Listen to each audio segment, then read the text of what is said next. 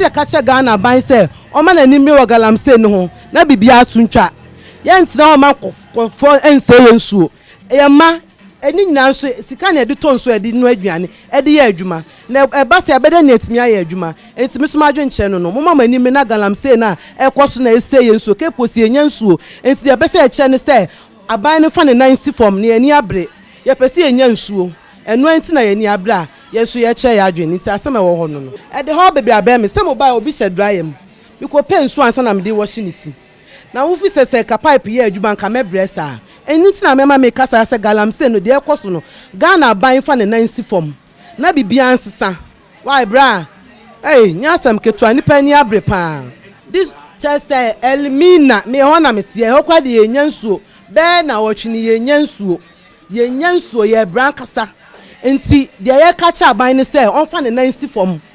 ensuo ena mankon enye eikanea ensuo ye kitama ye twa school fees ne ba banum galamsey ensuo abeboa ye emwa ye elimina ye bre papa keep kosi ne kwad ba bia ye bre enti on fa ne nansi form mane mansesa me madwe nkyere no no ye di afase awowo abakrom a ensuo be na ye mfa ensom ya awowo no me yesi ama awowo gudan me be na manya ensuo de anu adwane amomadi galamsey ensuo enye adwuma enti mum aban mane nansi form kwa ekufado no kwa ba bia ka mecha madwen se galamsey ensuo na ekoso no ma enya ya ye nya be twa be tia wo mo ye ni abre asama wo no no but ofra ma adwoa anta adwoa insu no sisi insu no ya oya hopa baba busum be ye ba se ko busum ana menye insu de bia tesam de galam de finesses flat na mebubu insu ha na mada asana afọ agbogbo ya maza akọ inti sisi abane abaze pa na ohwe me ya ye Ghana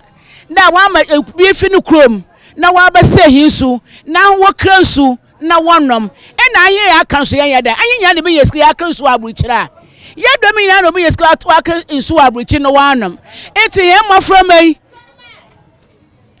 mofro ma wa bre hwe ye ba wa bebe ya ofri abaze ofri nsu ye wo ye da me yate ye ayi susu a ye shasi yesu na nwe kwanje sese ye yensu embusu esu amonya na awotwa oda ekoto insu na enom de nyina na be yeska akoto insu ye te enye adwuma ya ntade ye bi ade aye pasa na wa ka Chinese fu wa be obugo ho wa sesu na wo ba ye nsu mu wa ye ekufu adu be wo ba ye ma Chinese fu akọ sese mo abo posan fida nti sese ba ye dan nti ekona ofoda Chinese fu na wuguan obokọ me hinsu na ye ana dam na otase wo ba kransu won kare kase ma anya bi yenom ana edam da hemma obuwu aha de abraya ni se ba ya bosumi nsia na nhye na egbu emma ebe banketin so ko bu ani ko ebi ho siwa na afono baka sa be nkwan ye de bibi enye yie nti ye de ya gi ye bosumi nsia emba ada nso bosumi bi aso a o ma je watabel nti ya ye ho ya nante ho a ye hu na enye biem nti oho wa ye hu no afi me pa cho no ana we he na wotwe mi ense na ye bu a eso kakaka se dwunso ya enye ye hwe ne mu mpo de aye hwe be hu se aboba nchekura egu nti eni ye hokora se ye je pipe na nka ye numburu ebubura kora nka fa so abato ye bre nso na ma ya bre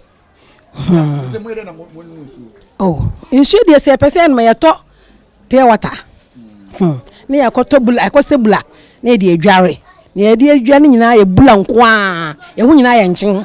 ye no no eye ayi sache water ne no na we de be 6 months ne de shana na so hwa wasa pepe ko emma ye bre wo hwe no hwe ni de emma ye problem papa nso busum bia so wo mo jiska busum bia so mo ba ya kasa abre o mo kasa ye ho o me how bebe because all day yetum ye ko bi ni fie kasa obula ansa na yetum ye da ya ze ye zibanu mpo pipe ya na ye na so the man no bad o da papa da no abale o dra na pokra mpo ombakra they are nzoba ndem na yugwa yamba ma ya ko school a tese ya soro ntam ama mafoma mpo late go school anti galamsey no nje on first stop to galamsey anu amensu sam ni na omban nti wenje illegal mining no ye wenje was liquid